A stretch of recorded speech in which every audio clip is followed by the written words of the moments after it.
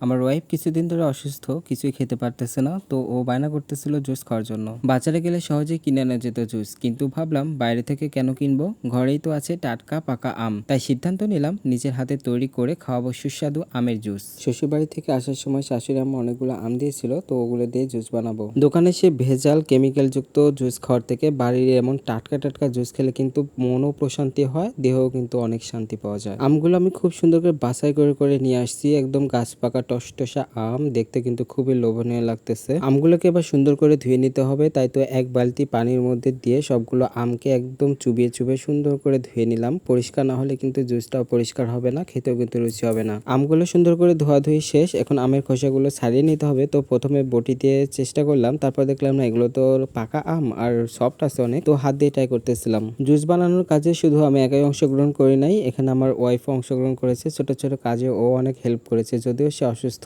ভালোবাসা আসলে দামি উপহার নয়, ছোট ছোট যত্ন আর আন্তরিকতা লুকিয়ে থাকে। বাইরের কেনা জুসে হয়তো স্বাদ আছে, কিন্তু নিজের হাতে তৈরি করা জুসে থাকে ভালোবাসার স্পর্শ। পরিবারের মানুষদের জন্য নিজের হাতে কিছু তৈরি করার আনন্দই আলাদা। আমগুলো খোসা ছাড়িয়ে তারপর ছোট ছোট টুকরা করে সেগুলো তুলে দিলাম ব্লেন্ডারে, আর এর মধ্যে সামান্য পরিমাণে পানি আর লবণ অ্যাড করে নিব। যেহেতু এগুলো পাকা আম, এমনিতে মিষ্টি আছে, তারপরে সামান্য পরিমাণে চিনি অ্যাড করে নিব যাতে একটু মিষ্টিটা বাড়ে। আজকের এই পাকা আমের জুস শুধু একটি পানীয় নয়, এটি ছিল ভালোবাসা, যত্ন আর পরিবারের প্রতি দায়িত্ববোধের একটি ছোট প্রকাশ। প্রিয় মানুষের মুখে হাসি ফোটাতে বড় কিছু লাগে না, একটু সময় আর এক মুঠো ভালোবাসায় যথেষ্ট। কয়েক মিনিট ব্লেন্ড করার পর তৈরি হয়ে গেল ঘন, সুগন্ধি আর মজাদার পাকা আমের জুস। টাটকা টাটকা জুস, বাড়ির তৈরি, একদম এতটা ফ্রেশ কখনো খাওয়া হয় নাই। এখন মধুমাস আমের সিজন, চারিদিকে শুধু পাকা আম। তো আপনারা চাইলে কিন্তু আম কালেক্ট করে এভাবে বাড়িতে জুস বানিয়ে খেতে পারেন, তাহলে কিন্তু আর দোকানে টাকাও দিতে হবে না, আর কেমিক্যাল মেশানো জুসও কিনে খেতে হবে না। এভাবে টাকা অপচয় করার থেকে আর স্বাস্থ্যের অবনতি ঘটানোর থেকে